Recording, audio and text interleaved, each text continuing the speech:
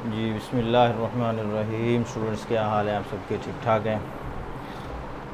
तो मैंने सोचा हम बिज़नेस टैक्सेशन की जो क्लास ले रहे हैं उससे पहले स्टूडेंट्स को जो है ना एक इनकम टैक्स का ओवरव्यू हो जाना चाहिए कि जो ऑर्डिनेंस हम पढ़ रहे हैं उसमें क्या क्या चीज़ें शामिल हैं, उसको कैसे रीड किया जाता है, कैसे उसको पढ़ा जाता है, सेक्शन क्या होता है, सब सेक्शन क्या होता है। ठीक हो गया। तो आज की जो वीडियो है ना एक पूरा ओवरव्यू होगा इनकम टैक्स ऑर्डिनेंस 2001 का। उसमें ये देखा जाएगा कि कितने सेक्शन है, उसमें उसकी क्या डिवीज़न की गई है, चैप्टर कितने हैं, उसमें क्या शेड्यूल क्या चीज़ होती है। तो ये सारी चीज़ें आज हमने इसमें एक छोटी सी वीडियो में ओवरव्यू अपना कंप्लीट करना है। तो जैसे कि आपको ये बैकग्राउंड पे नज़र आ रहा है पीछे कि income tax ordinance 2001 amended up to 30th June 2022, 30/6/2022 तक जो इनकम टैक्स ऑर्डिनेंस अपडेट किया गया है वो हमारे सामने ओपन है।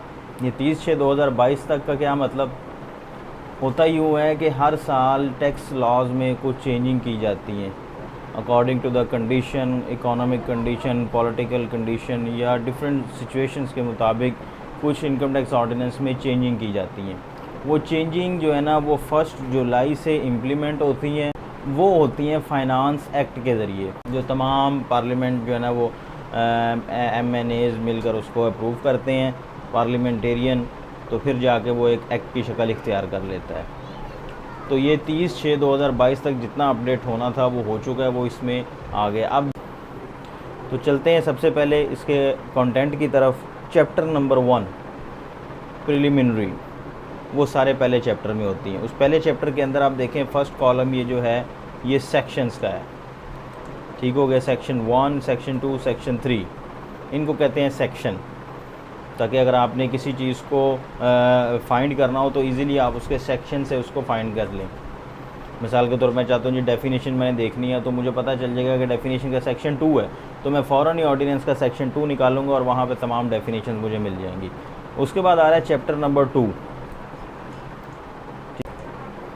चैप्टर नंबर 2 है हमारा है चार्ज ऑफ टैक्स, कि किस तरह से आपने टैक्स को जो है ना चार्ज करना है, किस किस आइटम पे, किस किस हेड्स ऑफ इनकम पे आपने टैक्स चार्ज करना है। ठीक है। ये भी सारा सेक्शन 4 से लेके सेक्शन 8 तक इसमें तमाम डिटेल्स दी गई हैं। सब ये इतना हमने सारा डिटेल में नहीं देखना।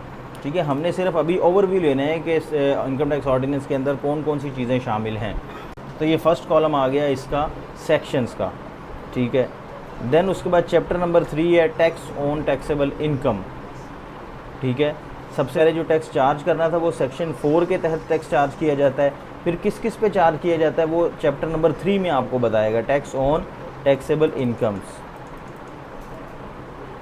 अब चैप्टर 3 के चूँकि टैक्सेबल इनकम एक नहीं है, मुख्तलिफ हेड्स हैं। हमने पढ़ा था सेक्शन 12 एक सैलरी का हेड है, इसी तरह सेक्शन 15 प्रॉपर्टी का हेड है, फिर एक और हेड आता है कैपिटल सोर्स का, फिर एक और हेड आ जाता है अदर सोर्स ऑफ इनकम का।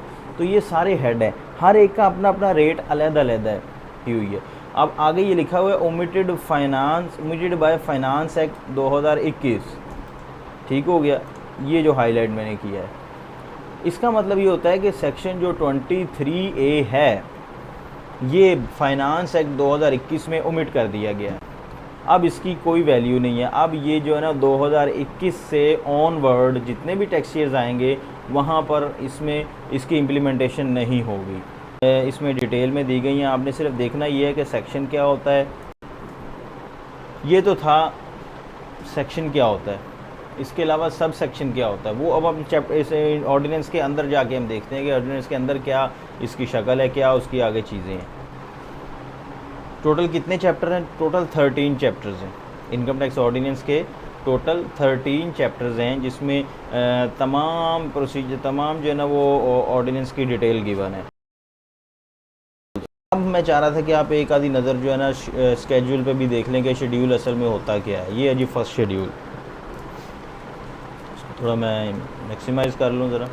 फर्स्ट शेड्यूल आगे उसकी पार्ट्स की डिवीज़न दी गई है कि पार्ट्स इसके कितने हैं, पार्ट्स के अंदर फर्दर डिवीज़न होगी, उसकी डिवीजन्स की होगी, फिर उसकी क्लॉजेज़ अंदर लिखी होंगी। जैसे कि आ रहा है जी इस वक्त पार्ट 1 रेट ऑफ टैक्स। ठीक हो गया। सी चैप्टर टू में जो लिखा गया था कि टैक्स रेट ऑफ टैक्स जो है ना उसके मुताबिक टैक्स कैलकुलेट करना है, अब वो रेट कितना लगना है वो यहाँ पे इंक्लूड होगा। तो ये आपस में इंटरलिंक्ड है, मतलब आपने किसी की एप्लीकेबिलिटी देखनी हो कि ये टैक्स कहाँ लिखा हुआ है कि टैक्स लगाना है ये, तो वो आपको पीछे सेक्शन में से मिलेगा। फिर अगर आपने ये देखना हो कि सेक्शन टैक्स लगाना कितना है तो वो आपको स्केड्यूल के अंदर से मिल जाएगा। और इसी तरह अगर आपने ये देखना हो कि लगाना किस तरह है तो वो फिर आपको इनकम टैक्स रूल्स जाके देखने पड़ेंगे। Income tax rule 2002 I think, उसके अंदर पूरा प्रोसीजर लिखा होता है कि कौन सा स्पेसिफिक सेक्शन, अगर उसमें कोई प्रोसीजर की रिक्वायरमेंट है तो वो कौन सा प्रोसीजर अडॉप्ट किया जाएगा। ठीक हो गया। जिस तरह मिसाल के तौर पे जो हमने सैलरी की इनकम में पढ़ा था कि कन्वेंस अलाउंस अगर कन्वेंस प्रोवाइड कर देता है एम्प्लॉयर एम्प्लॉय को, तो फिर उसमें जो है ना किस तरह से कैलकुलेशन की जाएगी सैलरी की इनकम में कन्वेंस की अमाउंट कैलकुलेट करने के लिए, तो वो सारा प्रोसीजर इनकम टैक्स रूल्स के अंदर गिवन। अब ये देखें, इसमें एक और चीज़ आपने बड़ी ध्यान से रखनी है कि ये जो छोटी सी लाइन यहाँ पे ड्रॉ की गई है ना, ये लाइन जो ड्रॉ है, इसका मतलब है कि इसके नीचे जो लिखा है ना वो ओमिट हो चुका है, वो ख़त्म हो गया, वो इम्प्लीमेंट नहीं करना आपने, वो नहीं पढ़ना आपने, वो आप ये सिर्फ देख सकते हैं कि कब ख़त्म हुआ और किस रूल के तहत इन्होंने ख़त्म किया ये। और इसका लिंक जो है ऊपर गिवन होगा, जिस तरह मैं आपको यहाँ पे बताता हूँ।